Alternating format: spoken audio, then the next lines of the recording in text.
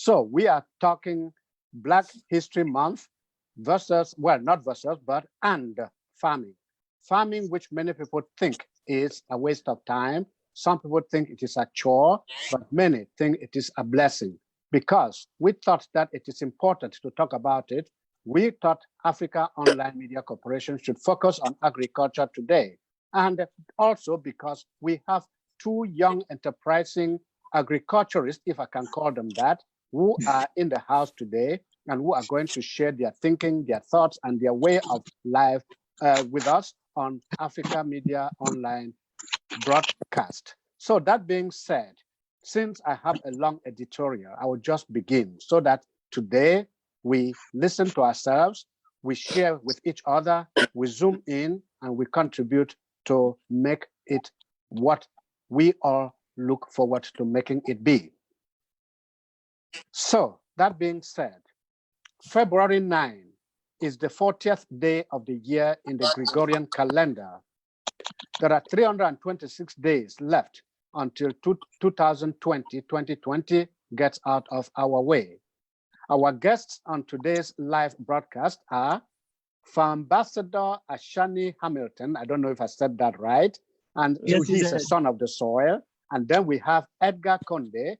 These are two young rising entrepreneurs, farming people, farming hands in the industry that we call either agriculture or just farming. Back to our history page before we continue. On this day in 1621, Gregory XV became the last pope to be elected by acclamation. On this day in 1775, the British Parliament declared Massachusetts in rebellion, thus triggering the American Revolutionary War that led to the emergence of these United States of America. And on this day in 1995, James William Fulbright, American lawyer and politician who had been born in 1905, died. James William Fulbright was a United States Senator representing Arkansas from January 1945 until his resignation in December 1974. Fulbright is remembered, among other things, as the longest-serving chairman in the history of the Senate Foreign Relations Committee. His efforts to establish an international exchange program eventually resulted in the creation of a fellowship program which bears his name. The Fulbright Program, including the Fulbright-Hayes Program, is one of several United States cultural exchange programs whose goal is to improve intercultural relations, cultural diplomacy, and intercultural competence between the people of the United States and other countries through the exchange of persons, knowledge, and skills. The program provides 8,000 grants, and yours sincerely was a member of that club in 1988, 1999. That said, back to our program, and as I already said, we are living the 40th day of 2020. Some 400 years ago or so, and we remember an act of man's inhumanity to man. We remember that infamous transatlantic slave trade, which involved the transportation by slave traders of enslaved African people, mainly to the Americas, North and South, we mean. In this day and age, February is remembered as African American History Month. During this month-long commemorative period, therefore, several American cultural and historical institutions come together to pay tribute and homage to the generations of African Americans who struggled with adversity to achieve full citizenship in American society. Call it by whatever name, Black History Month is an annual celebration of achievements by African Americans and a time for recognizing the central role Blacks have played, and are playing, and will continue to play in the United States history. The commemorative period we are in now grew out of Negro History Week, the brainchild of noted historian Carter G. Woodson and other prominent American, or rather African Americans. As I said, Call it by whatever name you want. African American History Month celebrates each and every dark-skinned individual whose dream is to live free and to contribute to the achievement of equity and equitable relationships across the globe. But we on Africa Online Media Corporation, in deciding to frame and handle the topic this way, have been inspired by a young man, or two young men actually, whose dreams are taking shape in a relentless initiative to put food on the table, not by buying from the nearby grocery store, but by sweating it out, cultivating the earth in the order of their ancestors, and making farming something to celebrate, not to denigrate. And that brings to mind something I saw as I searched for material for this reflection. Quote, "Want some fresh natural produce and pasture-raised chicken eggs?" asks the message on a flyer. Community support agriculture and community farms are becoming a common sight from Florida to Washington State and from Maryland to California. Yet, many are those who regard farming as a chore, a painstaking enterprise that demands a lot from the physical self of every human being. But the believer's roadmap is full of reassurances about farming. The Creator, as the pioneering farmer, tells us in Genesis 1:11, quote, yes. "Then God said, let the land produce vegetation, seed-bearing plants and trees on the land that bear fruit with seed in it, according to their various kinds. And it was so." We may say that that was easy, but ever since the first Adam failed in the garden, the Creator has stood by mankind, offering assurance and sustaining every initiative, as Isaiah tells us in chapter 30, verse 23. Quote, He will also send you rain for the seed you sow in the ground, and the food that comes from the land will be rich and plentiful. In that day, your cattle will graze in broad meadows. End of quote. The call here is for us to exercise patience, to plant that which gives us a return on the sweat of our brows, as concurred by Saint Basil, whose feast day was last week, and he wrote, "A tree is known by its fruit, a man by his deeds. A good deed is never lost. He who sows courtesy reaps friendship, and he who plants kindness gathers love." End of that quote from Saint Basil. That being said, let us conclude this reflection on the words of Eva Longoria, who says, quote, "I've always said I want a farmer, not a hunter. Hunters go for the kill and they move on. A farmer nurtures. He watches things grow." End of quote. Yes, as we commemorate some 400 years of the Black man's coming to the Americas, let us do what the Black man did and does so well, that is, he tills the soil, he nurtures food crops, and he watches them grow. And because in the final analysis, the Black man will in due season nourish and sustain himself, his physical self, the Almighty is always there watching over him, giving us health, giving us better lifestyles, and ensuring that we never tire tilling the soil, nurturing crops, and ensuring that there is food on the table every day. Thank you all, and please let us move on with this broadcast. Thank you. Sylvia? Yes, good afternoon, good evening, good morning, good day, wherever you are in the world right now watching us. It is such a pleasure to be back with you guys. Sorry, my voice kind of sort of sounds funny. You're fine. You're fine. I'm in Texas, the Lone Star, and this Texas is not welcoming me too well. I got bad allergies, so I keep sneezing, so pardon me for that. But nonetheless, we will continue with the show. And good evening, or is it good afternoon, to our two guests online today. As you've been told, my name is Sylvia Litana Robertson. Welcome, gentlemen. And it's such a pleasure to see you young people taking up such, I'm going to call it a mogul. You know, farming is not an easy thing. I have seen it, I have lived it, and I love it that you youngsters have now immersed your feet in that, and that you're going to embrace this and take it a step further, or step furthers that we, your parents, or the baby boomers did not do. coming from Africa, I am very, very familiar with farming. I was a politician's daughter, a brat, but after the politics resignation of my dad, we moved on to a farm, and the farm has about 780,000 hectares. So there was a little bit of farming being done on that land. There still is. So to be quite honest, I cannot qualify myself as an expert on farming, but I know what it is. I eat the food when it's grown, and I know that most of the food that was being grown was not non-GMO, so to speak. So I'm really anxious to hear from you young men today. Tell me something that should make me even more excited about farming and agriculture. Welcome to the show. Welcome, Ashani. Welcome, Edgard Konde. And please, my name is Asonglefac and Nkemleke. I grew up, I'm a son of a farmer. My father did not just produce palm oil from palm, I don't know how to call it, but he also cultivated cocoa and coffee.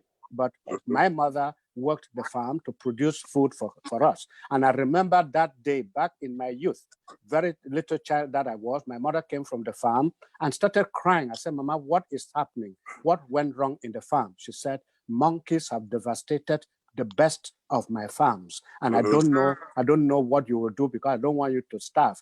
Me and my 5 brothers, she said, 4 brothers and 1 sister. She thought we were going to starve. I told her, Mama, we eat anything and everything that you give us. So growing up as a young boy in the village with farms all over around me, and seeing people come to work their farms in and around our village because we lived in the heart of the forest, I know what agriculture is all about. I know what farming is all about. And coming to America, I did not give up on that. I planted a garden around my house. So Edgar and Konde, who wants to go first? It's between you two. No, Ashani, rather. Ashani Ashani and Konde. So if I can use your last name. Okay. Yes. All right. Perfect. I'll chime in for a little bit. Well, my name is Edgard Konde. Thank you all for having me on today and letting me speak my vision for what it is. So I was actually at the first Africa Brain Bank event. So I'm very happy to be online right now to be able to share it once more. So a little synopsis of what I spoke about last year was my Son of the Soil project. And so I am a first generation here from Cameroon. Both my parents are Cameroonian. And, growing up, I had very strong ties to Africa, obviously, and had a heart for knowing, I always wanted to go back, find a way to help and truly, bring life to the great continent of Africa, because I feel like there are many nuances now where people don't see it as, as grand as it is. It's the world's most largest natural resource, and we should be able to utilize those resources for the betterment of for our people, but the world in itself. So with the Son of the Soil project, it's kind of grandiose in itself, but it starts off with establishing a sustainable organic farm, and doing a more technologically advanced way of farming. So something maybe in terms of hydroponics to actually, develop a stronger base of foods and nutrients, but then also shift the way that we see farming as a whole. For the generations below, I truly believe if they can learn more about how to have these technological advances, especially when it comes to something like agriculture, it's an industry that will never go away in itself. Food is something that everybody in the world needs. And you truly understand how to utilize their own land. I truly feel that we can sprout a new generation or a new wave of individuals that understand the land itself to, save our great continent in itself, but doing it ourselves as well too. My parents so the land that I was given for my parents is in the middle of Idea. I'm pretty sure I'm saying that right. And yes. Idea, Yaoundé. Yes. Yes. Yaoundé. I spent a few years out in Cameroon when I was young, and I truly plan to go back, as soon as I can to start the project. And the one thing that I've done within the last, I want to say, 3 years, just finding the right people and organizations to partner with, to make this vision turn into, this dream turn into a reality. Right now I'm working with the Ebri Foundation in London, which that has great initiatives in themselves, establishing computer labs in Ghana and Jamaica and certain other areas. But, so it's organizations like that I find a thrill from working with, because, they all have the same ideals in, bringing a larger light to Africa. And, starting from the reason why I went into agriculture was because I truly believe that starting from the root, starting from the ground is the first way to, lifting up the whole continent itself. Good job. Yes, Edgar, thank you very much. Let us turn to Ashani at this time and hear his own introductory remarks as we move on with this discussion. Right. Ashani? Hi, good afternoon. Good afternoon. Good to see you again. It's good to be here. It's good to be here on this wonderful Sunday. I think God has definitely brought us here. Son of the soil. The moment I kind of read it, it made me smile because it's a very powerful statement. I am born and raised in Jamaica. My father was a farmer. My grandfather was a farmer. So I've been from a line of farmers my whole life. We moved to America when I was 11 years old. We moved to Brooklyn, New York. So no more farm for Ashani. And it was it was a wake-up call. It was a really big shocker for me as a person. I didn't realize how much it affected me until I got older. I went to college in Illinois and studied agriculture. And from that experience, I've been able to do a lot of work in agriculture in the academic standpoint. And understanding the research behind agriculture, applied research. I've done a lot of applied research myself with more animal science. So more of reproduction with a lot of reproductive physiology work. That's actually what I do by trade. I'm an animal gynecologist. This is, yeah, and I told my grandmother that at Christmas. It's just like, okay, but somebody has to do it. And that's the biggest thing with agriculture. Somebody has to do it. And I wanted to say, Edgar, it's an honor just to even be able to be on this call with you. I think that it is exciting to see another young Black man that really wants to do agriculture. I'm telling you, it is refreshing. It is definitely a breath of fresh air. And I hear what you're discussing and the different programs that you're working with, and I strongly believe that we'll be able to work together, and I hope that we can for the future farm that you have in Cameroon and the land that you have, because that's the biggest message I want to push, and I encourage other people to push. All farming, all agriculture is about feeding people. Yeah, absolutely. And if we're going to move forward, we have to evolve in the idea of the different ways that we can feed people. We don't feed people the same way that we've been feeding people forever. And that is a story that has to change. My goal is to make agriculture sexy again. And I mean, it's going to happen. You have to really think about it in that way, because I want people to understand that what's happening in the world is a life or death situation at this point. Absolutely. It is a matter of feeding people. Like it's not about dressing people or even keeping people with money or it's feeding people. There's so many problems have been stemmed from the fact that people don't have enough nutrients in their diet. There's so many underlying issues that are caused just because of food. I love the statement you're talking about the monkeys, because I'm very Jamaican and my father is very, very Jamaican as well.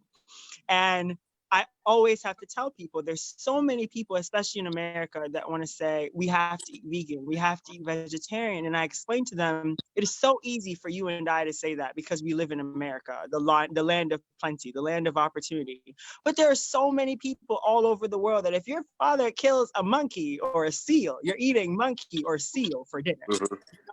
And it's just to explain to people that you might have a preference of whatever you believe is right, but it is very important to understand that other people's perspective are changed based on their communities and their countries and what's happening in their lives. So I'm excited to continue this conversation. I have my notes and everything ready to go. Sylvia? Yes, indeed.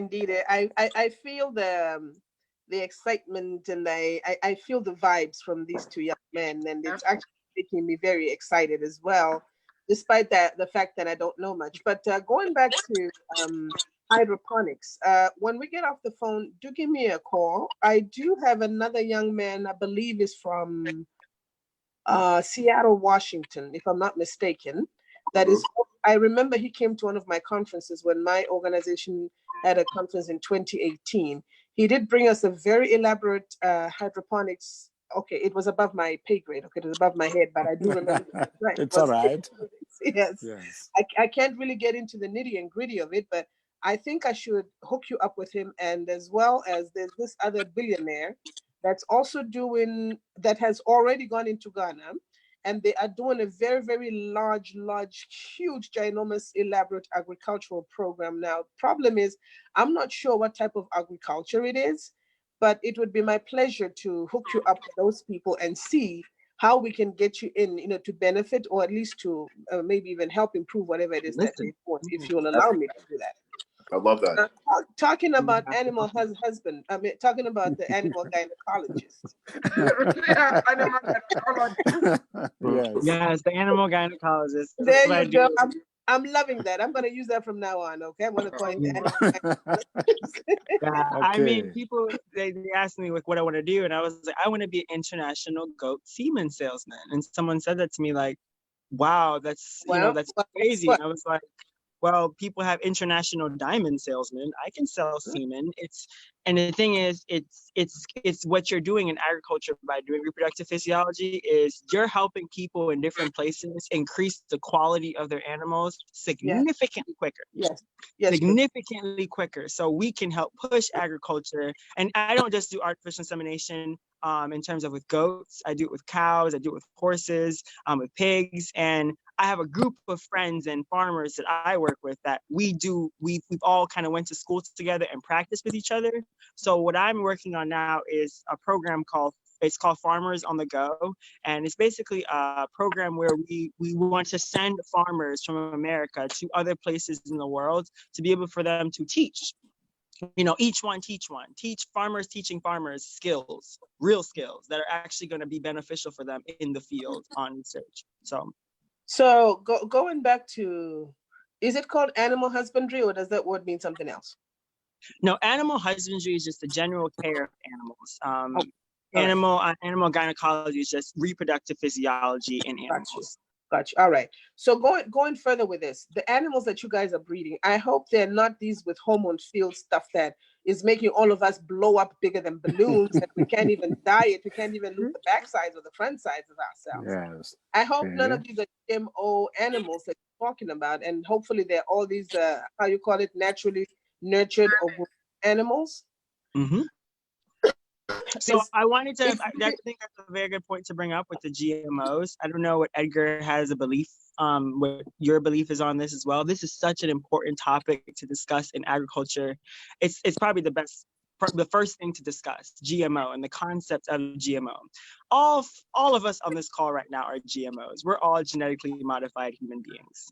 And understanding the concept of GMO, and this is why I understand, like, me going to school was God's way of exposing a lot of different things to me and understanding agriculture, because there's so many things that, because of the way how we've been farming, we have created our own GMOs. We have created our own problems because of the way that we've been farming for so long.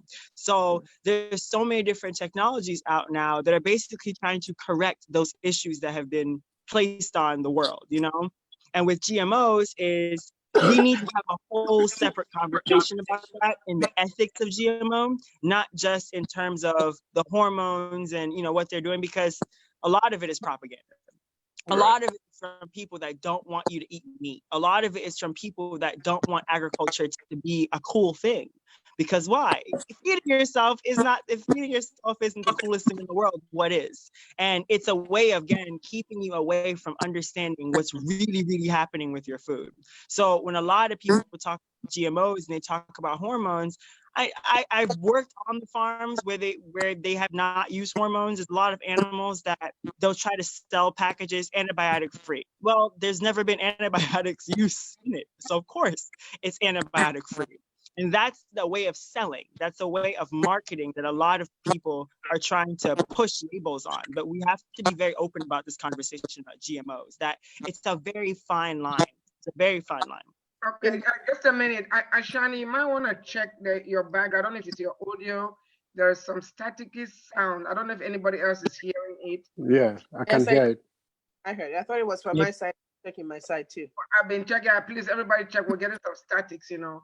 Okay. But, Maybe have us mute as we, you know, if we're not talking that way, maybe it reduces check. it. Yes. Okay, Reverend Pam, you have the microphone now. You've been quiet for a while. You've been listening to everybody else, but we need to hear what's cooking in your Houston kitchen.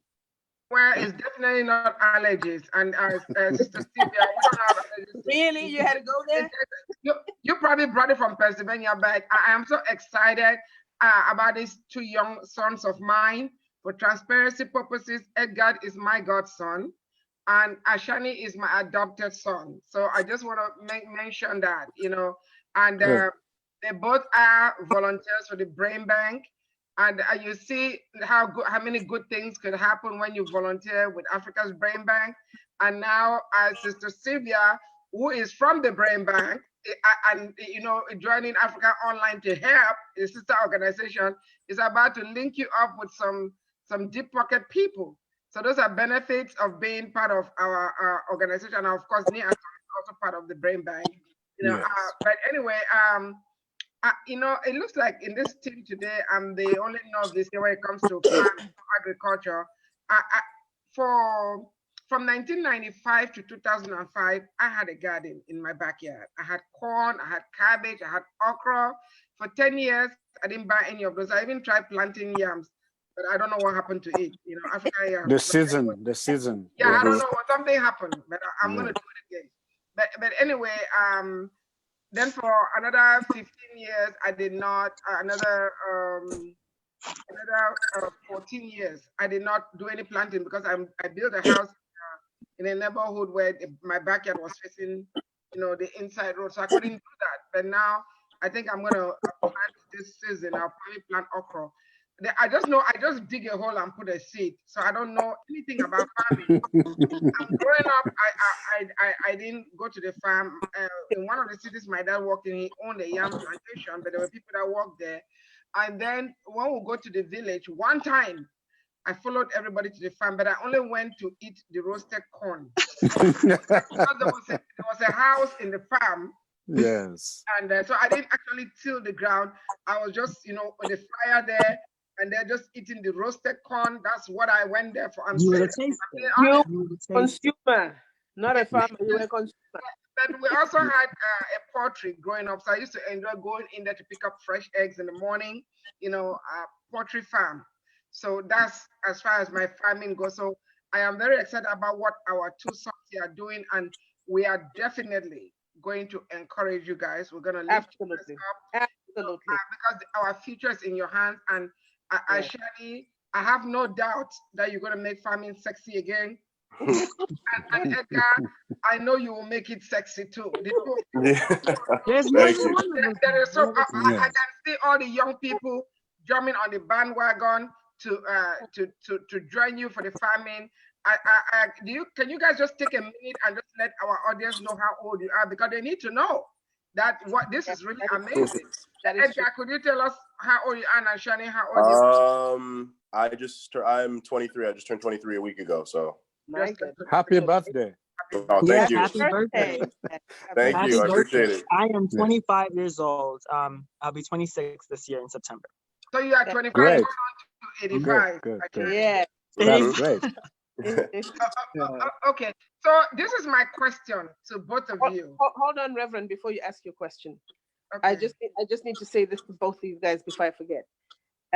Our animal gynecologist, Saudi Arabia right now, is looking for, I think, 1 million goats every month, if I'm not mistaken. Oh my God, you said goats. That's like yeah, they need them for the Muslim feasts. Yes, they need 1 million goats. So you may want to 1 million goats. Ooh, that sounds like a solid mission. I think monthly, but look into it. And then my hydroponics son over there, the hydroponics that you do, this is mainly comprising of water, correct?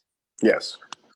So basically, do you use manure and all that stuff? I mean, how does it work? I'm trying to offer you something. Well, so you know, the company that I was connected with, there's a few ways you can do it. So the company that I was connected with was obviously, it was basically building down about a few feet, obviously using manure, and then establishing greenhouses that would be able to kind of filter out the water into the whatever plants, into the soil.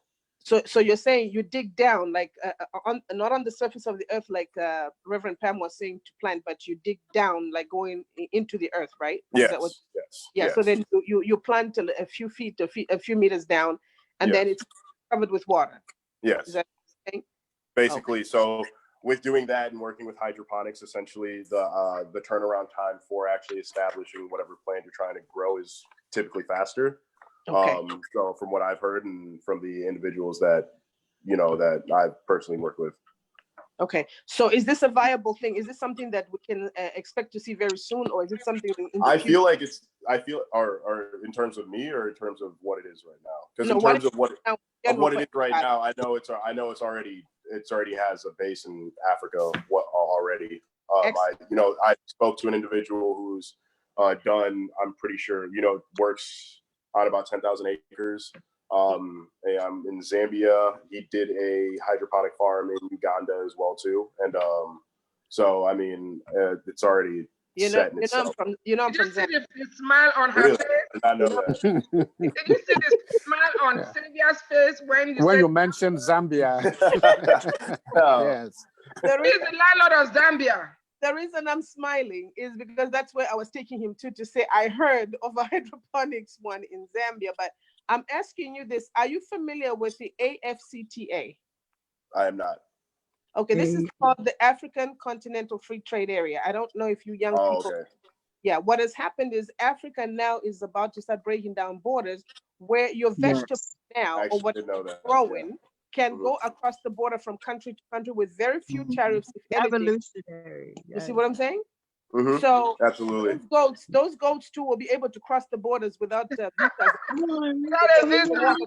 No, it's a serious problem. It's actually a serious problem here. It really is, though. Yes, and even with our with the vegetables or the plants or greens that you're going to be growing in that hydroponics farm or centers, what I'm seeing right now is a great evolution, not revolution, but evolution. Mm-hmm. Yes. And the reason I'm saying this is freshness has been exaggerated in that they put so many chemicals to keep our foods fresh, especially in this first country, the United States of America, of course, with the UK. But with you guys now coming up with what you're coming up with, I think we can remove that, because if you're able to leave from Zambia to Zimbabwe, it's just a 10-hour drive. You leave from Zambia to Dar es Salaam, it's 24 hours drive. You understand? Mm-hmm. So by being able to commercially produce whatever products that you guys are going to be growing, I think it's going to make healthier people out of us. And I'm really, really excited for this. And I push you, and I will work with you. I will call the people that I know and see if they can use you. Well, not use you, but use your work with you. Yes, absolutely. Absolutely. Yes. Yes. You know what I'm saying? Not abuse you. No. Yeah, absolutely. Absolutely. Yes. Work us and pay us. Yeah. Yes. Use him in the programs that they're doing, because I know right now they're trying to go into Congo DRC. They just came out of Ghana, and I heard Ghana was beautifully successfully. I can't even express myself right now because I'm so excited. So I'm hoping that if and when I do hook you, the gentleman is right here in North Carolina. He should be in town, I think maybe for the next one or 2 weeks. I'm not sure. I have to check with my business partner and find out exactly when he can, and see if he can allow you to talk. It's a very difficult man to get, but I will do my damnedest. I'll do my best for you so that you be able to connect with him and see how he can direct you, or how you can work with him. I'm hoping you truly can. You say North Carolina because that's where our animal gynecologists live. Right now, actually, MS yes. Where at in North Carolina, Charlotte? In Greensboro. what is it? Yeah, Greensboro, Triad area. Okay. Yes, I'm not sure. Edgard is in Minneapolis. Mm-hmm. Okay. Yes. I know he did tell me he was coming. He did mention he was coming to North Carolina, so we'll work on this offline. But I'm just I'm so excited. I'm beyond grateful with what I've learned from you young men, and I hope a lot of your peers will follow through and try to emulate or follow what your ideas, and even start to work with you. Because Absolutely. you are the leaders of tomorrow. You guys are the farmers who are going to feed us when we're old and gray and can't even open our eyes or our noses. You're going to be the ones providing us with all their food. So We're gonna be bravo to giving you you the guys. hand. Yes, bravo to you guys. Congratulations, and keep up this good work. We will do what we can to support, promote, and help you guys. Thank you. So why Appreciate we it. relish that promise and that enthusiasm which is building up, and that positivity that we're seeing. I wanted to bring a question which may be worrisome to our two guests. Before you do that, I did not ask my question. Remember? Oh, yeah. Okay, go ahead. Ask your question. So I wrote my question down so I wouldn't forget. Because, okay, to both of our farmers, because a lot of times when in Africa, when they say farming, people think about agriculture. A lot of people are not thinking about animal farming. And Edgar, do you guys see, or have you guys thought about this, where you create an ecosystem where you have the farm, the plants, and then you have the animal, and they feed each other? The dung from the animal is manure for the plant, and the plant is grazing for the cow or food for the cow. Have you thought about that? Because that would be a great thing to ecosystem. Yes. I'll go first this time, Edgar. So actually, that is the branch of agriculture that I promote most heavily. It's self-sufficient agriculture is what you're talking about. Yes. Sorry, okay, hold on. Let me mute everybody. Then I will need to press *6 to unmute because we're hearing a lot of static. Okay, Ashani, go ahead. Okay, can you hear me better now? Yes. Okay, so in terms of the agriculture that I study, it's more so of self-sufficient agriculture. So it is exactly what you're talking about. It's making sure that nothing gets wasted. Even the manure, you can sell the manure to other farmers because it helps their crops. What Edgar was talking about in terms of hydroponics, that's also another self-sufficient system. There's ways that you can even include a gray matter system, which I was going to actually recommend to him. A gray matter system, gray water system, which the water that's recycled from the kitchen that you use, it can go straight out into your garden.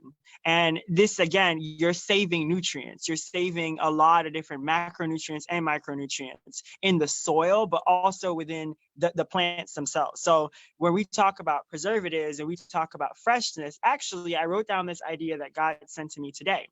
It's called the Fresh Finder. And what it is Fresh Finder is an app. We are working right now with my company and basically trying to develop resources for farmers. There's a lot of different farmers that they grow a lot of different crops, but you don't know who they are. Yeah. You don't know where they live, and that is the problem. The farmers themselves don't even know who is in their neighborhood, who's farming, because they're on the farm farming. So that's one of the difficulties that they have working with. So with Fresh Finder, we're trying to basically put it together in a way that if you are registered as a farmer, so now the government has a play in it as well.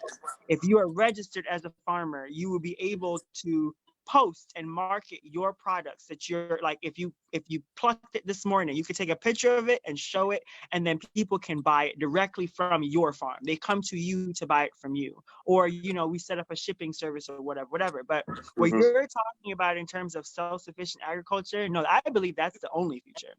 I feel like a lot of young people, asking them to join the wave, I don't think we're going to have to ask them. People are going to starve. People are going to starve. And it's time for you to realize that either you run with the program or you're going to starve, period. There's no end of story in the situation. And I have a very no-nonsense kind of approach to certain situations like this because it's common sense. It's not about, we have to be able to find the food. There's a lot more systems that are coming out now for urban agriculture. There's a lot of people, they don't want to go back to the farm. They don't want to go back to the country, and that's fine. But you still need to find a way to feed yourself. There's so many different cultures in different places that's utilizing walls and, windowsills and window hedges to do farming. you know? So it's like you have to be able to really think about how can I find my food?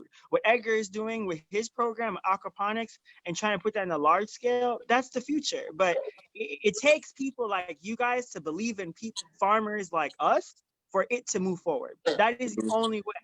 Only way. Thank you, Ashani. Edgar, your take, your response to my question about the ecosystem. I absolutely believe that it can be a collaborative effort on both ends.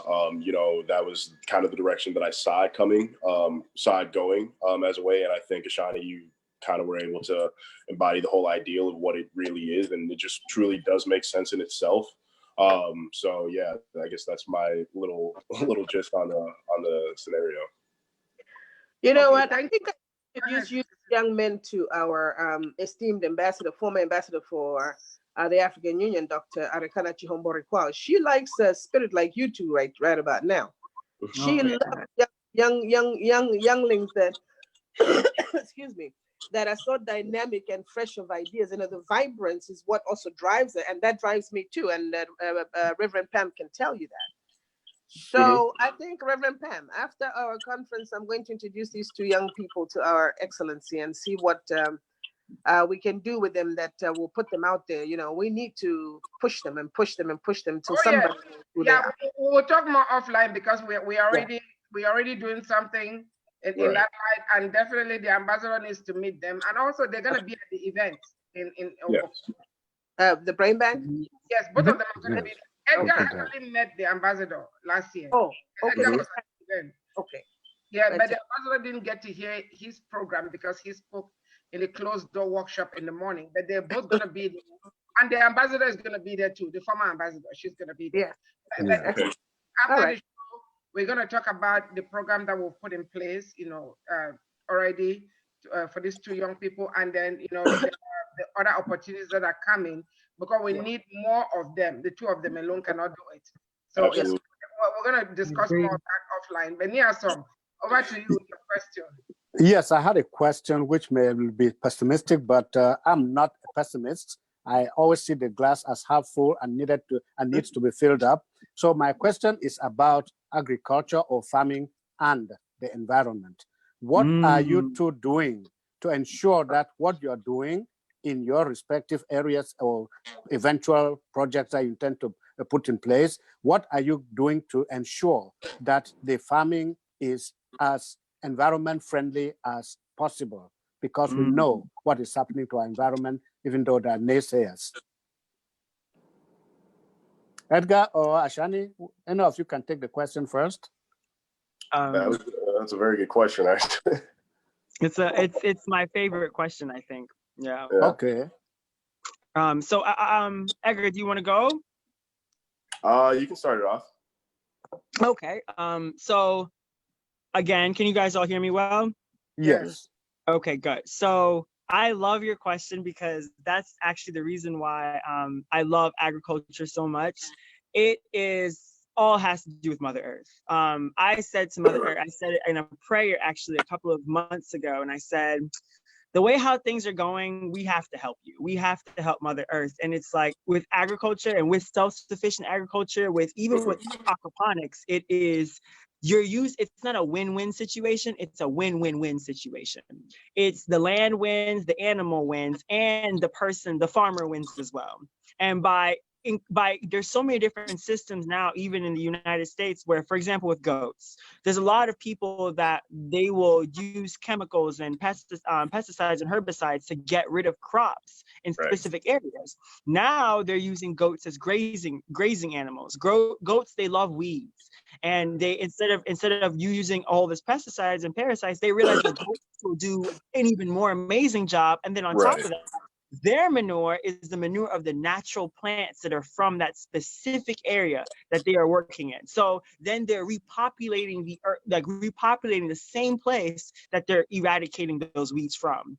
And it's those types of systems, those types of they call them biomimetic, which is something I studied in graduate school. It's basically mimicking biology. It's mimicking what the different systems, the biological systems that are naturally already in place, and then putting them as human systems in agriculture.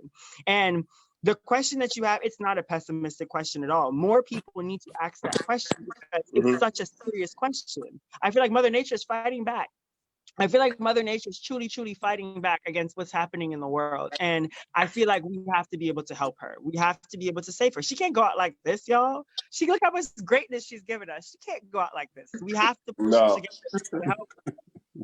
For real. I like that. Yes. Yeah. Absolutely. No, that was great. And, just to elaborate on that, in terms of what, I guess my own personal story when it comes to agriculture and nutrition in itself is, growing up, I wasn't the healthiest individual, had a lot of health repercussions that I was going through, but it wasn't until I switched to my nutrition where I found, a sense of actual comfort with my body. And, the things that I was doing was, staying away from a lot of these foods that seem to have a ton of pesticides and herbicides that are straight up, I'm not gaining the nutrients that I have. So that's why when starting the farm, the big aspect of it was making sure that it was organic and like I said, sustainable in itself. So that's why looking at programs like aquaponics and different types of measures in that regard are the ways that we are essentially shifting the view of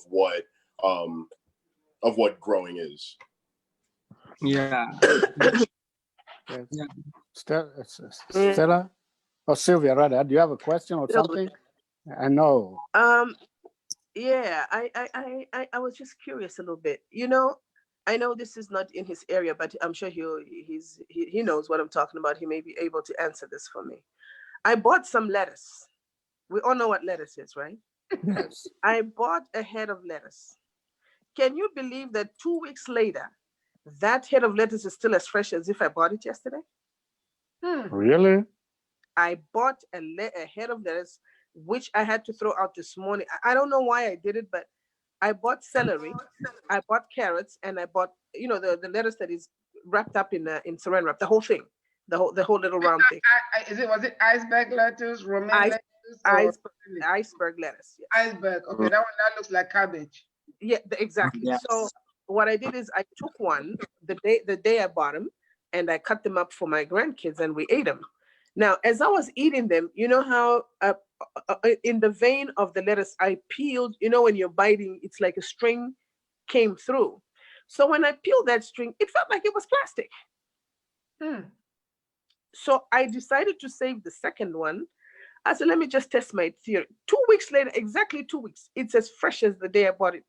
Wow. Well, let our farmers, weigh in.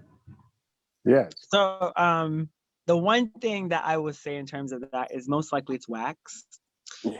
There's a lot of wax that's inside, even the inside? No. I wouldn't say the inside is the wax. Outside to keep it most fresh. of the outside is wax. They spray a lot of vegetables and fruits, especially that travel with the wax. Now, the wax itself, if you wash your vegetables with soap or any kind of soap, like Dawn or anything like that, or even just regular water, and scrub your vegetables before they eat them, that wax won't harm you at all. It's not intended for that. It's strictly for the purpose of preserving that vegetable so that it could last for 2 weeks. That's actually the biggest problem that most people have with eating healthy. It doesn't stay long enough. So that's what, agriculture and like a lot of the packaging companies now, they're trying to come up with different healthy alternative ways to preserve the food for you. Right. And it's definitely a challenge. So what you're telling me is right now, my grandkids love lettuce, right? Mm-hmm. Now, I don't normally wash my lettuce, especially when it comes covered in saran wrap. I don't see the need to, because it's clean. I'm assuming when it was wrapped, it was taken care of, and it's already saran wrapped, and there's a seal, a little ticket, whatever on it, to hold the saran wrap together. So supposing I'm feeding my grandkids 7 days a week, those, that lettuce salad. You're saying it's not harmful, but that wax is not. These are little kids. They're 6 years, 7, or 5 years. Let's start from 3 years. Actually, I have 3 year, 5, 7, and so forth. Now, these are little ones eating this on a daily basis because I'm assuming I'm feeding my grandkids healthy food, because lettuce is supposed to be a salad, right? And it's supposed to be healthy with whatever nutrients it's supposed to give them. And unfortunately for me, they love them lettuces. So what you're telling me is, in the long run, there's not going to be any side effects, any repercussions to say, oh, there was a ball of wax in my grandson's stomach because he ate too much lettuce. Can I just jump in real quick? Okay. Yes. First of all, I'll advise you go to the maybe green leaf lettuce. The iceberg lettuce doesn't It's have not good. I was gonna say the same thing too. it's just water. But the good thing with the layers is that the water is on the outside. But before I continue, I want to acknowledge Dr. Ogoji. Dr. Ogoji, you are a gynecologist. Guess what? We have a gynecologist on this show. One of our young sons is an animal gynecologist. Welcome back. Animal versus human. Dr. Ogoji is a human gynecologist, and Ashani is an animal gynecologist. But I want to comment on what Ashani said, because let me tell you how I wash my fruits and vegetables. By the way, I only buy organic fruits, and so I don't deal with wax. But I still treat it this way. I use a sponge, and I also have a brush, and I wash it with Dawn, a hot water. Then I rinse it with vinegar. That's how. If somebody was telling me, how can you use soap to Dawn to? I said yes. I said you need to wash your dishes. I said I want to make sure that what I'm putting in my mouth is clean. But then she tried it and she told me that instead of Pam, you were right. I never use anything again. So I wash my fruits and vegetables with Dawn and a sponge. And then I use vinegar in water and rinse it with a fruit and vegetable brush. If you don't have vinegar, use lemon. But the thing I want to tell people that, is there something like celery? It's a culprit because the lines that are on celery, those they can keep a lot of stuff in there. So you have to take the time to brush it well. But I'm going to let Ashani say what he was going to say. Then we're going to give the chance to Dr. Ogoji, the human gynecologist, to weigh in on farming.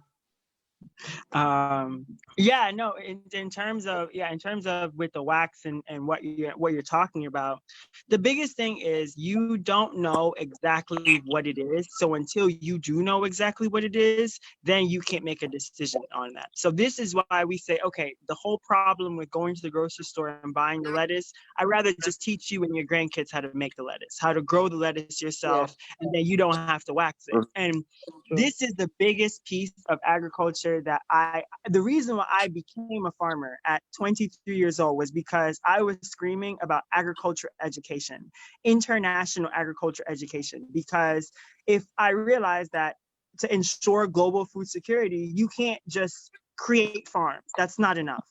That's not going to solve the problem long term.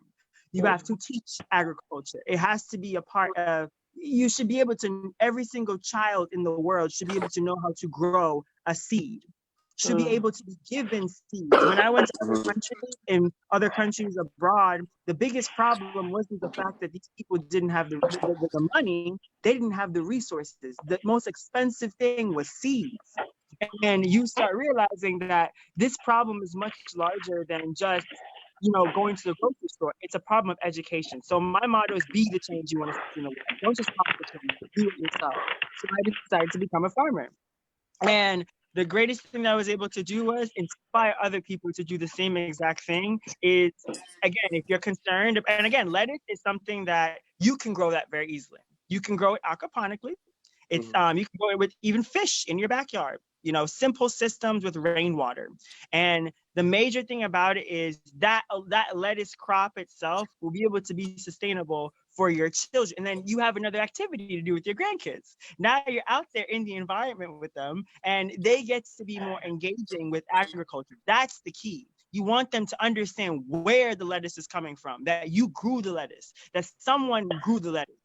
That's the major thing. They think that they're in the grocery store. Yeah, Ashani, you just said something, and I'm sure Dr. Ogoji was happy to hear that, because you talked about farming fish in your backyard. So let's hear from Dr. Ogoji. He's one of our medical squad, pioneer medical squad, and he's always on this show, except when he's in Africa eating organic food that was farmed in the garden. Dr. Ogoji, we are still welcome back. Welcome back. Thank you. Well, my take on farming. I believe that going back to the drawing board, when I was growing up those days, things like green, water leaf, spices, we call them different types of spices. were grown on the backyard. Okra. So my parents never bought things like that from the market. We buy bulky vegetables like jama and other ones from the market, or things like what we call arrow. But the daily vegetable we use every day, we grow them from our backyard. Of course, times have changed that people have stopped growing vegetable. Everybody want to buy from the grocery store. Not a bad idea, but also a bad idea, because we are copying these things from the Western world. We go shopping, things a thing of class. But I will tell you, back in this part of the world, most people do gardening during summer. Yes. An average family do gardening during summer. So they grow their own tomatoes, grow some lettuce, grow some peppers, grow some corn, and we okra. So the 3 months of summer we have here, okay? Every year during summer, I grow enough tomato that can last me for 4 to 5 months within 3 months. Wow. The sad thing is that once it's September, October, November, when the weather gets cold, Good. my tomato plant freezes. Yes. So I ask myself a question. So if I take one of these seeds of tomato that I grow here and plant in my backyard in Africa, that means I have enough tomato for the whole year. You're right. So the yield of these plants we have here are so much so that a lot is wasted because of weather. And I guarantee you that in my backyard now in Nigeria, or where I'm planning to live eventually, I create room for garden. That means when I come here, I take some of these seeds from the Walmart or in the store, I take them home. You plant 2 tomato seeds in Africa, you're gonna harvest it for 1 year. You're gonna have a whole tomato to eat the rest of the year. So it is very important. So I don't know why people sometimes, those of us in Africa, don't want to do farming. Meanwhile, those of us that live here, I do. In fact, I used to have 4 chickens in my backyard that I get my eggs from my backyard. I use the poop for fertilizer. Of course, this is my last year of raising eggs of growing and let's say raising hens for eggs. Because whenever I travel during the winter time, it's a long month. It's too much work for the wife to handle. But trust me, if you can have your own fresh egg, fresh tomato, fresh corn, fresh lettuce, fresh basil, all just for the backyard, it makes a lot of difference. The kids know that this food. Your chicken is in this country or in Africa? You say you have 4 chickens in your backyard. Is it in the US? In the US, yeah. I live in the city and I'm allowed to have 4 hens in the city. Are you serious? So yes, That's good. Yes. In the state of Washington, you can have 4 hens. I used to go by. I used to have 4 hens for the past 5 or 6 years. I have 4 hens in my backyard, and they give me an average of 20 eggs a week. Wow. 20 eggs a week.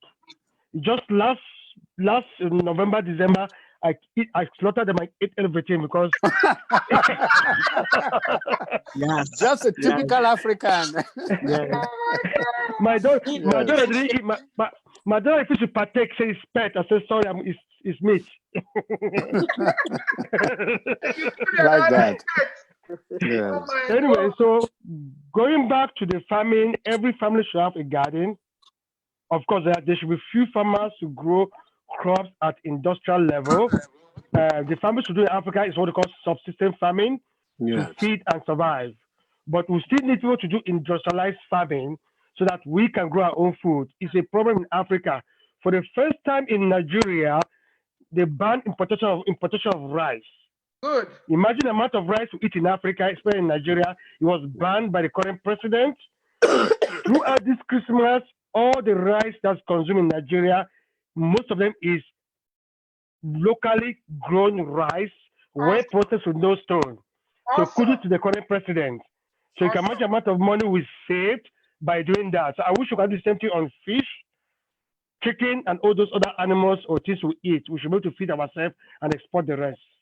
Yes, Ashani mentioned fishing. So how do you and I, living in the diaspora, do fish farming? Can we do it, or we must go back home and get the plot to do the fisheries at home? No time. Can you answer after the top of the hour? We are at the top of the hour. Okay, yes. Okay, after the top of the hour, This Dr. is Ogoji, I know so you won't funny. go away.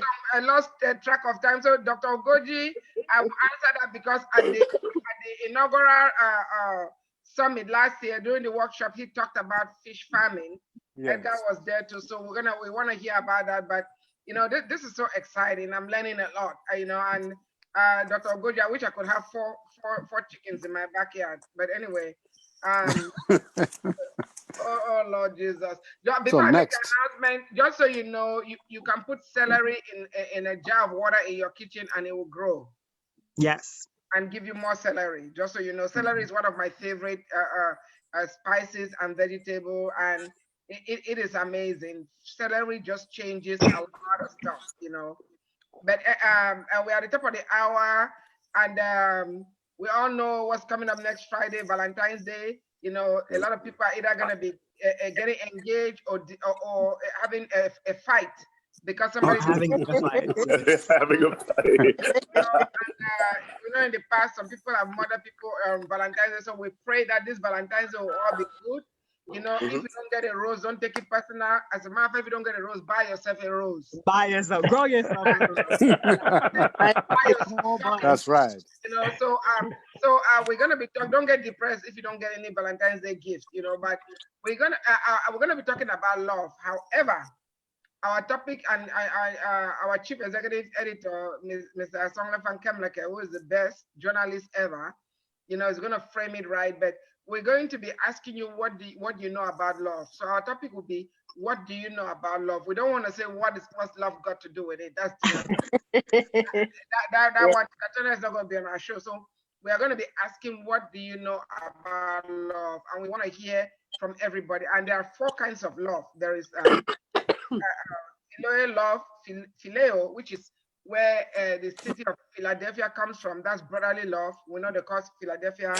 Brotherly, the city of brotherly love. There is Tegos, which is family love. That's what parents have for their children, family, siblings. There is eros, or erotic love. That's the one that when you see a woman that's figure 8, you know, your body starts to tremble and sweat. And sweat, yeah. So you just want to sleep with her. You know, it's not that you care about. And then the most important love, and that's the love that sustains every relationship. Come rain, come shine, no matter the storm. That is agape love. That is unconditional love. That's the God's kind of love. So we're going to be talking about love next week. And I'm going to hand over back to Dr. Ogoji to talk about that fish farming. I'll answer Nia Song's question. Yes, please. Thank you. I'm going to mute a few minutes and take this call from the hospital, please. Give me 1 minute, please. Let me just add one more announcement. Yeah, Dr. Ogoji is getting a call from the hospital. But we all of you on this show have seen the save the date. So our 2nd annual Africa's Brain Bank Summit and Charity Ball is slated for October the 3rd, 2020. Going forward, we will not be hosting it in March anymore. You know, we're trying to host it after the UNGA, United Nations General Assembly, because we have some guests coming from abroad. So that's why it's going to be the first week of October. You know, the first Saturday of October, October the 3rd. We are privileged and blessed to have, you know, a true son of the soil, Dr. George C. Frazier. He doesn't look black, but believe me, he's blacker than you and I. You know, he's going to be our keynote speaker. And by this time next Sunday, probably would have had the event chair, who is also, you know, another great son of the soil. I'm telling you, we are such a blessed people. We have people, brain power. When you hear Dr. Frazier speak, if you've not heard him, Google him. The kind of panelists that we are lining up this year, it's amazing. We've been working a lot behind the scenes. The Africa's Brain Bank team board members have been working a lot behind the scenes to put this together. So those of you who were awed last year, this year, oh, by the way, Sister Sylvia is going to be on our red carpet, and she's actually coordinating the Salute to Africa portion of it and the ladies on the red carpet. So Sister Sylvia, thank you so much. And I'm hoping you deliver the SADC nations like you said you would. So, tell everybody about the summit. You know, let's come. It's an elaborate red carpet, better than the Oscars. We have the nations on the floor with the stars. Nobody's ever done that. If you see it anywhere, they copied it from us, which we don't mind.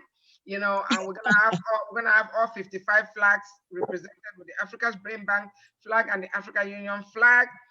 We're going to have a sumptuous dinner with 3 different entrees. You know, I mean, my favorite dessert. You know, and we're gonna have, you know, a fundraiser. Of course, we're gonna dance and dance and dance and dance and dance. So we're gonna be there from 5:30 to 4 a.m. Talk about that. In the morning, we're gonna have a closed billionaire breakfast. So the people that give us good money or sponsors, they will be part of that breakfast, and we're gonna have a billionaire there. So if Dr. Goji is still on the call, I'm gonna Nia Song talk about your book, the Africa's Brain Power book. I want you to talk about it. Yes, I decided to bring it to the discussion today because I still have a few copies, but we can always buy it on Amazon, and Amazon will send it to you as soon as you order it. So the Africa's Brain Power. I keep forgetting the title myself, but this is the book that we published last year. It was launched at the last summit.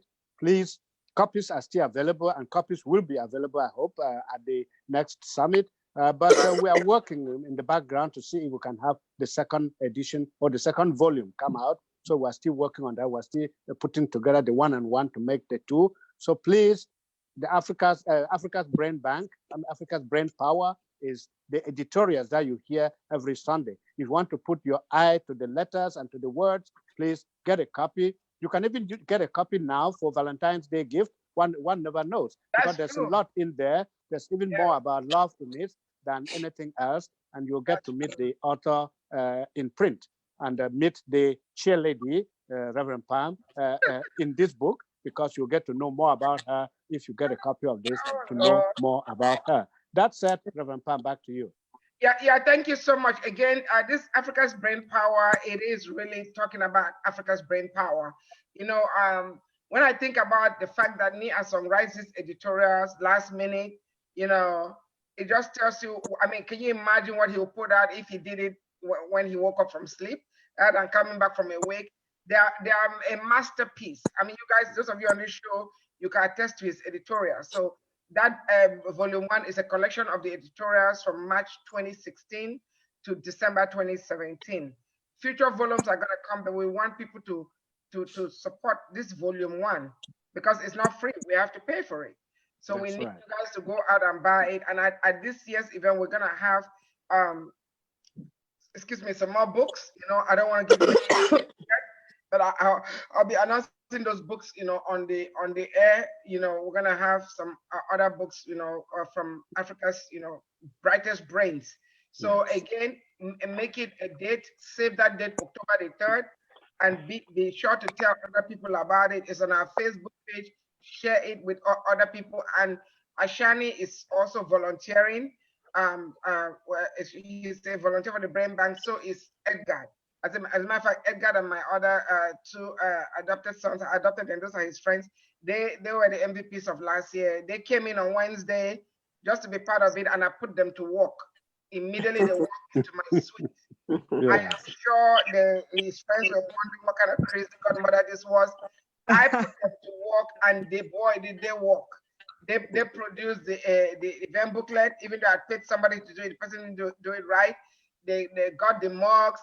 They help with so much stuff, you know, and I love them, and they're going to be there this year. So we're already a part of the same team. Dr. Ogoji was there at the inaugural event. He was at the workshop. So Dr. Ogoji, you are back. Hope all is well with your patient. Let's get Reverend, let's get before you continue, I need to do better advertising for that book. Can I please have that book up again, Nielsen? Okay. Okay. Yeah, it's here. Can we show it? Can we show it? Yes. Yeah. I'm not. Nielsen, put it on the screen. Put it on. How else can I put it? I'm not seeing it. Okay, Africa's Brain Power. Africa's Brain Power book is a very powerful book for those of you who have not heard of it before. Behind every successful event and behind every successful venture and endeavor, there are brains that put these things together. Masterminds. When you look at this book and you read the contents inside, you may learn something. We don't always think we know everything, but every day you pick up one thing or another. Today, we have students 23 and 25 years old here whom I've learned a lot from, things I did not know. I know how to eat the vegetables and I know how to eat the goat, but I did not know what put those things out there. So Africa's brain power, for sure, the word power, Power, should tell you that there is some dynamite inside that book. You're right. If you haven't got that book yet, you need to buy it or don't share. Order the book. This money is for a good cause. This money is for a good cause. Yes. We don't want to be always asking for handouts when we're doing our conferences. We want to be self-sufficient, because by the sale of the books, that money will sustain us. That money will sustain our conferences, our summits, or whatever it is that we have. And who knows? It may even start supporting some of our students or some of our young entrepreneurs that are coming online. There you go. So look into that book and buy it if you haven't yet. If you don't like to read, buy it for somebody as a gift. Valentine's Day is not too far away. It's on Amazon, $19.99. Good job. Thank you. Good. All right. Okay, Dr. Ogoji. Okay, Dr. Ogoji now. Yeah. So we talk about fishing. Again, my interest in fishing has been a long time event. I am one of those people that have gone back to drawing board. All of us want to be doctors, lawyers, engineers, who all want to travel to abroad to live. But one thing for sure is this: you have to, if you solve a human problem, money will come. Yes. Solve a human problem, money will come. In the past couple of years, fishing has become a very good area that has been developing all over the world. I was in Nigeria again in the past 1 month or so. I was looking for catfish the other day. I couldn't find catfish around. I have to go somewhere to go buy it. But I will tell you that no amount of fish that is produced in Africa today, especially in Nigeria, that's enough. You cannot buy you cannot buy live fish from the local market in Nigeria. That means that we don't have enough. People have the fish farm, they grow them. As soon as it's ready for consumption, they make a phone call, the big hotels come and buy everything. It doesn't matter how many you have. It's cleared. So I go back to this part of the world. I started fishing in America about 2 years ago. I mean, people say black man doesn't fish. I say, well, I go to the river. I'm not kidding. I go to the river there with my kids. We spend 8 hours to get 4 fish. I can buy 4 fish from the market and eat and save money. But that time on the water is a different experience. Yeah. Relaxing. You see the fish chasing your birds, and you say, oh my goodness, this is amazing. It adds years to your life. It's like a sport. Yes. And the reason why I got interested, because I found out that all the fish people are fishing from the rivers in America doesn't come there naturally. Every part of every state have a fish hatchery where they hatch the fish, grow them to the size about 2 or 3 weeks old, and dump this fish into the river where to fish. So you don't go there and catch fish, you just catch fish. Those fish will hatch in fish hatchery and dump in the river. That's correct. In the backyard. That's very correct. Go microwave fish.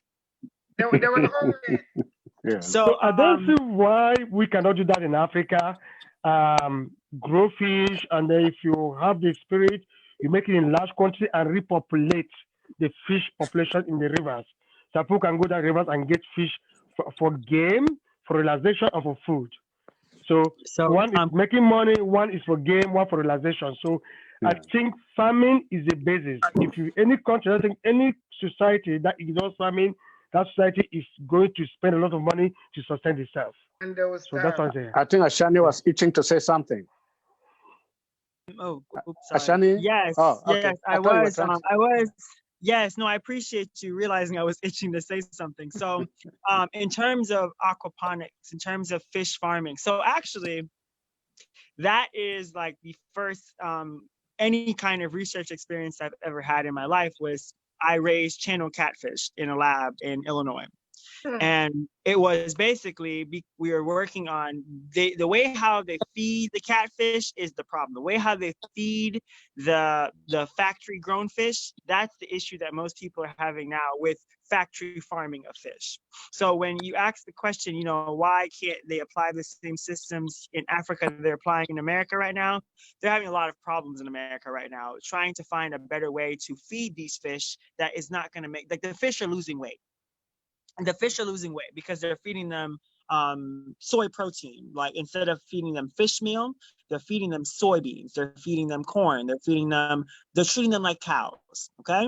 And the fish's digestive system, they can handle a certain amount of carbohydrates, but not to that level that we're feeding them. So the research I had to do was, I was growing catfish and understanding the hormone. It's called CCK, cholecystokinin. This is the hormone that sends to your brain that, okay, you're done eating because you're no longer hungry. With the fish, we were realizing that that hormone was being increased even more in the fish when they were feeding them more soy products. And this is something that happens in humans as well. The reason I'm bringing this up in terms of answering the original question of how can we fish farm in America? Well, when I moved from Jamaica, all we had was fish in Brooklyn. There was no outside animals allowed inside the house. I couldn't bring the goats, the rabbits, something inside. So I had fish. And we became fish breeders. I learned how to breed fish when I was in high school. And that is something that, again, if you're not interested in it, if you don't think it's something that's valuable, you will not put any emphasis on it at all. There's people that feel like fish will always just produce as fish, just what they believe now is happening in the oceans. That's why we're going to factory farming. The oceans are being depleted of fish because we're overfishing them and we're wasting it. So the biggest thing in terms of even moving forward now, my father has a very, very simple way how you yourself right now can go set it up in your backyard. That's what my father does. And I'm hoping that I'll be able to give you guys, like, maybe one of these episodes on these Sundays, I'll go to New York and I want to show you guys my father's farm, because it is something that it's in New York City. He raises chickens, rabbits. He has a full garden that is completely enclosed. So the squirrels and raccoons, they can't go to him. What happens is he also has fish. Wow. He collects rainwater and he raises fish in the rainwater. Now, you have to be specific with the types of fish that you use depending on where you live. Carp are really, really good. They can sustain the cold weather. Like, it'll freeze over and the fish will live. The fish will live. So you get they call them drums, those big drums. I love drums. Yes, and you just let the rainwater collect in them, and you put fish in them. I can think a lot of people now are doing tilapia. Tilapia is a really good option as well, but you can grow them in your backyard with rainwater. You can throw them lettuce that you didn't eat from dinner, and you can feed it to the fish. It is something that you definitely can do right now, but it's all about the education behind it. If I send you a plan, a detailed plan, because you said you wanted aquaponics in your urban yard, and I sent you a plan, or Edgar sends you a plan, and a detailed step-by-step plan, there's more of a chance of you being able to execute it than if I just told you that you can do it. You know what I mean? And that's been the hugest problem with agriculture and Black people. That is something that I wrote down on my little sheet here, talking about agriculture and Black people, because the biggest thing that's happened is they've made us believe that our land is not gold. It is. It is. And we have to understand that that's the reason why they want the land, because it's our gold. That's so right. we have that's to why they understand. keep going there. Yes, and that's why they want it. So in terms of, and I say they, I'm talking all types of people. It's not just people that are just like you and I. There's people that want the land for reasons beyond our imaginations. And that's fine, but we need it because we have to feed people. That's our story. That's why we want it. That's why God tells us that we have to go get it. So in terms of with the fish farming and understanding it is, they say if you teach a man to fish, you know, he will have to eat for a lifetime. But you'll be able to fish a lot better and you'll be able to eat a lot better if you gave him a fishing rod, if you gave him resources, if you gave him education to be able to apply. The biggest issue is not that we can't do it, is that we don't know how to do it. We don't know how to do it. There's a lack of agriculture education from so many different levels. So Edgar, you've been silent for a while, and maybe you have something to input on this discussion about fish. Are we going to have some fish? Honestly, I'm learning more more about fish than I've ever known in my life. So don't really have much to discuss on the topic. But yeah, definitely would be, love to learn more. Okay. Well, do you envisage having a fish farm between Ede and Yaoundé? Say that one more time. That was not part of his plan. Okay. It was not part of the plan, but maybe Dr. Ogoji would put that fish farm there. That's right. That's right. We're working together. Dr. Ogoji is a Cameroonian. I don't know why the Nigerians are. Dr. Ogoji. I am African, period. He's African. I am African, period. He was bred in Cameroon, went to high school in Cameroon too. Yeah. Dr. Ogoji, when did you cross over? I just wanted to compliment something you said, and regarding the self-sufficiency, or I think you said Nigeria, right? You didn't say Cameroon. Yeah.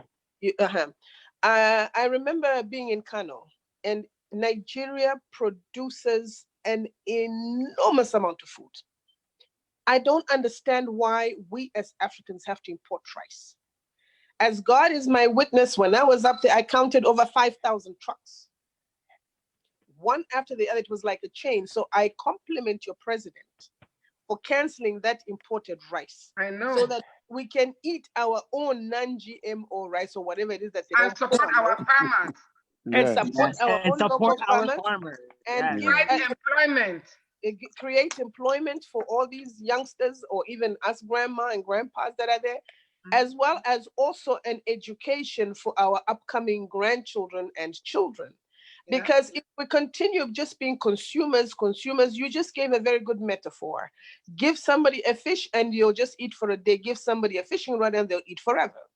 Now, this is the same concept that we should be adopting. Like Dr. Ogoji said, the president said, no more rice. Man, congratulations, Mr. President. You did an excellent job. Yes, that's right. This now will make us become a little bit more alert, and it will also make us conscious. And I saw about 500 trucks in Kano, which is the northern part of Nigeria, dump food because they could not cross. I don't know what border they were supposed to cross to. But Cameroon, people across the border are waiting. I think it was to Cameroon, yes. But then the Cameroonians were on the other side waiting for that food, and there was like a little riot that broke out on the border because the Nigerians have been told to dump because it's been over, I don't know how many days that food can stay there. But if we have a better system now with the AFCTA, like I mentioned earlier on to the two young gentlemen on the team, I hope that this will help facilitate for us with hydroponics. When we start the hydroponics, those vegetables, the whatever greens, food that will be grown by our illustrious engineers in hydroponics, by God, let it be as the Bible said. Animal husbandry, the animal keepers, and whatever the animal gynecologists, may God bless you both. What you guys are doing is you're replenishing the earth, and you're going by what the Genesis said in the Bible about, eating from the... Sister Sylvia, I'm glad you mentioned Kano because I was there 10 years ago in March of 2010, and the peanuts that they have there. Yes. Kano peanuts is better than this planter's peanuts in this country. There's no reason for any African country to be importing. Not. They can get peanuts from. The only thing we have to teach our Africans, as our brothers and sisters back home, is just two things that I noticed, because I normally hold these trade fairs here. The manufacturing industry is there. I'm sorry. Let me take back. The growing industry, the agricultural industry is there. Very high and rampant at its peak. They produce and they produce and they produce. I have seen it. Did I even know to say hibiscus was a tea till I went to Nigeria? I saw all them flowers on the floor. I'm wondering what those women are doing with all those flowers. In my country, I used to put flowers in my hair. They used to make my hair look pretty when I'm walking around. We ate the leaves, but not the flowers.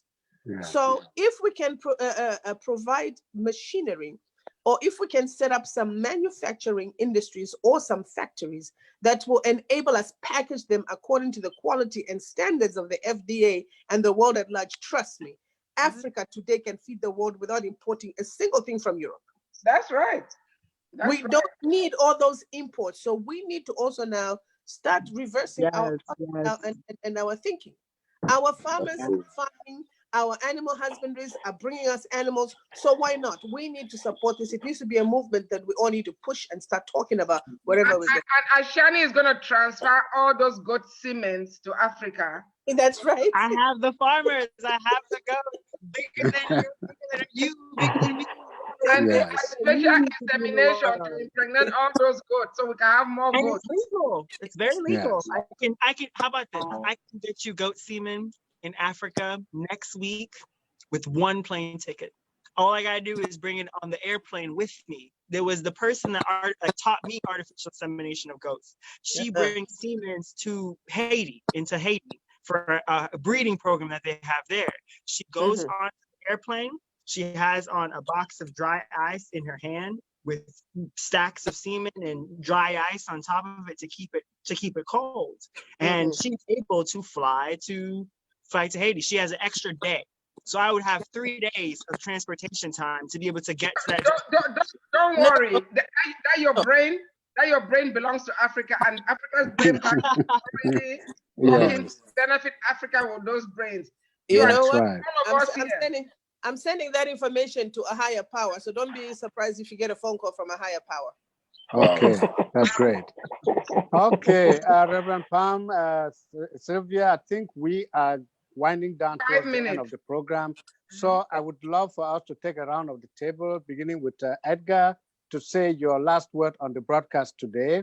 Then we'll go to Ashani, to Dr. Ogoji, and then to the rest of us. Please. We have 1 minute each, please. Let's try to share the time equitably.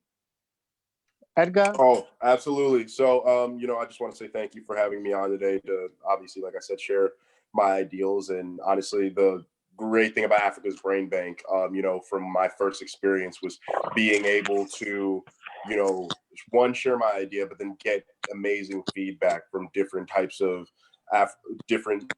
Africans themselves, sharing their experiences about their communities and better ways to make my project not just be about myself, but, about the whole world, having it be so interconnected within ourselves that, it's something that will spark a sense of change that will go on for generations to come.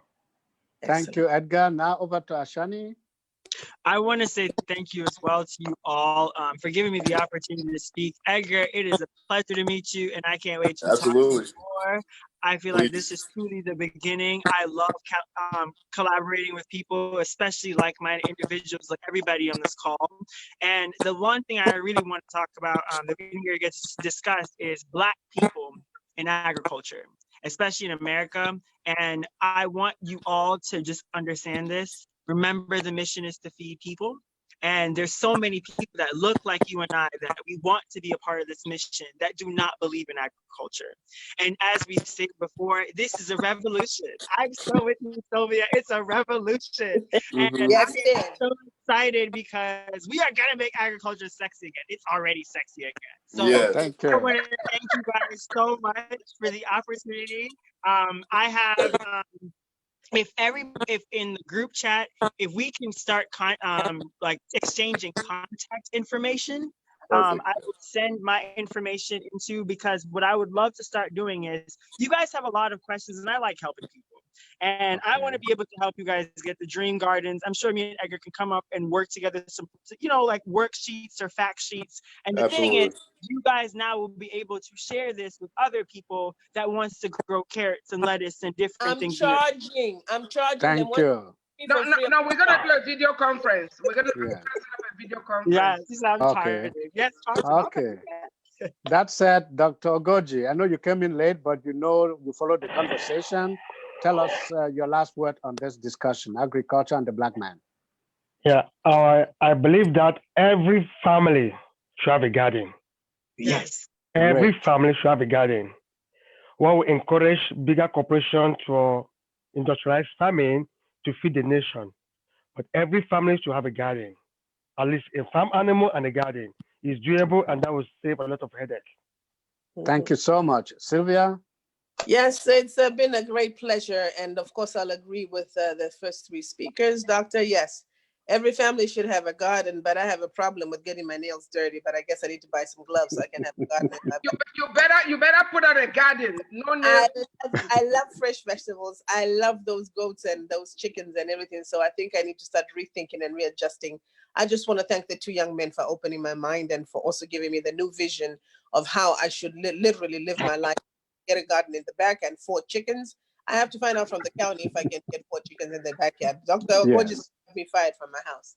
Thank you. But with all that said and done, I thank you so very much for this enlightenment on Thank you, Sylvia. Just get some farming gloves. They are in the store. Yeah, Reverend Palm. Yeah, this was so enlightening. This was, I am elated. Encouraged. I've learned quite a bit, and these 2 young men, I'm so proud of you. Dr. Ogoji, you got to meet Edgar at the Brain Bank. You got to meet Ashani.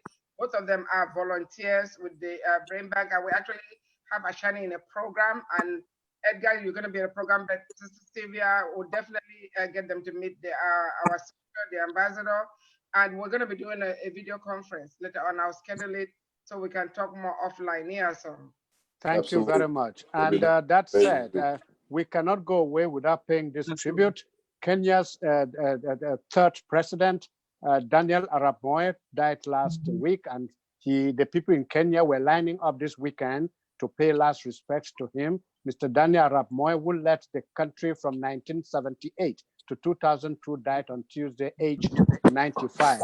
Speaking before the body was taken through Nairobi, President Uhuru Kenyatta, the current president, called him an iconic leader. Those are his words. And that said, he will be buried during next week, and we will bring you details if possible. All the same, you can read the story on Africa Online Media Corporation. I posted the news of Africa this morning, and we can be able to read some of the stories on our WhatsApp chat room. My name is Asonglefac and Nkemleke. It's been a pleasure, and please always make it a date. We love you all. Thank you, and have a great, great week. Bye. Happy Valentine's Day in advance. Oh, yes. And let us know what you know about love starting next week. Thank you. Sure. Yeah. I'm going to be sharing this video on the WhatsApp group, and it's also on Facebook, so share it with your team. Thank you. Thank you. Bye-bye. Bye for now. Blessings be everyone.